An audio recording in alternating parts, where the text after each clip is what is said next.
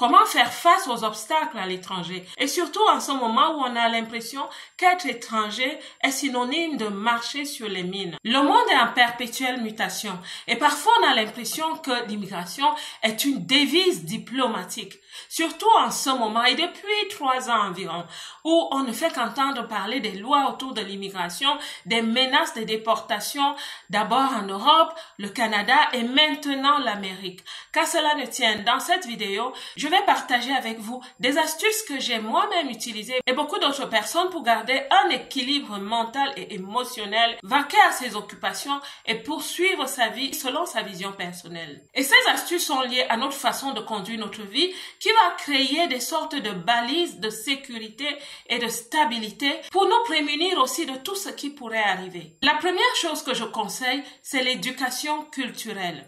La culture du pays qui nous accueille devient autant importante que la nôtre quand on arrive à l'étranger.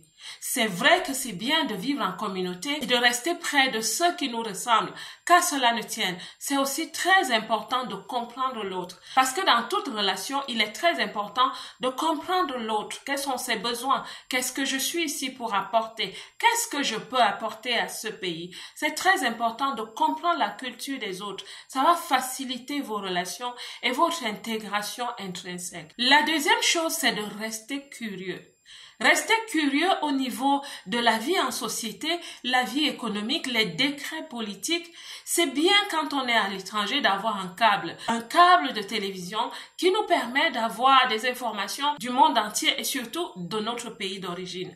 Mais c'est aussi très important de suivre l'information du pays qui nous accueille parce que c'est là au journal, par exemple, que tu sauras ce qui se passe en temps réel dans le pays ou les décrets qui s'apprêtent à être promulgués. Et les décrets généralement concernent toute personne qui vit sur le territoire. Et tenez-vous tranquille, il y a des décrets qui sont spécifiquement destinés aux étrangers dans le pays. Alors, restons curieux, cela va nous aider. Je pourrais même dire, restons alertes. La troisième chose que j'ai aussi appris à faire, c'est de me créer des connexions variées. Variées au niveau de mon voisinage, au travail, des collègues, des anciens collègues, gardez de bonnes relations. Quand vous allez à des administrations, à la banque et qu'on vous donne une carte de visite, gardez ces informations dans vos répertoires précieux. Parce qu'on ne sait jamais, un jour vous en aurez besoin. Forgez-vous de bonnes relations. Allez voir ce qui se passe. Participez même. Le bénévolat est vraiment une bonne porte à ouvrir pour rencontrer des personnes avec qui vous pouvez tisser des relations solides pour l'entraide. Parce que le but ici n'est pas de devenir un poids lourd pour les autres. Créez des relations qui sont bonnes, qui apportent aux autres et qui vous apportent aussi quelque chose. Bref, soyons des êtres avec une sociabilité qui est simplement pure. Parce que disons-nous la vérité, il faut aussi s'épanouir où qu'on se trouve dans le monde. La quatrième astuce, c'est la stabilité financière. Oui, pourquoi même pas la liberté financière?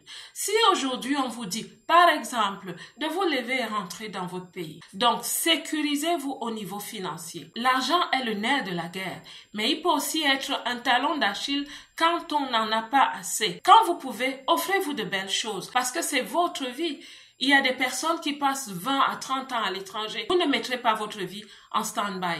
Qu'à cela ne tienne, soyez réservés au niveau financier. Soyez sages, soyons sages au niveau financier. L'argent est un pilier. C'est un pilier qui propulse, qui accélère les choses. Mais quand on n'en a pas, on peut être en retard sur énormément de choses parce qu'on n'a pas la capacité de payer.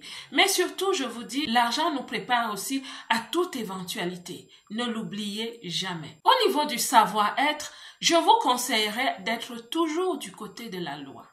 Il y a des personnes qui pensent que quand elles sont à l'étranger, elles peuvent marcher sur les lois, elles peuvent se rebeller de temps en temps pour montrer qu'elles existent.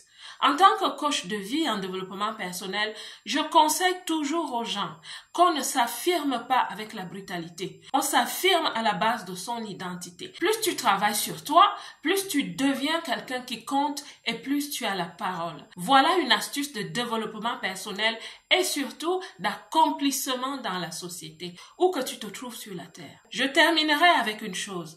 Veillez sur votre santé mentale et votre équilibre émotionnel. C'est très, très important.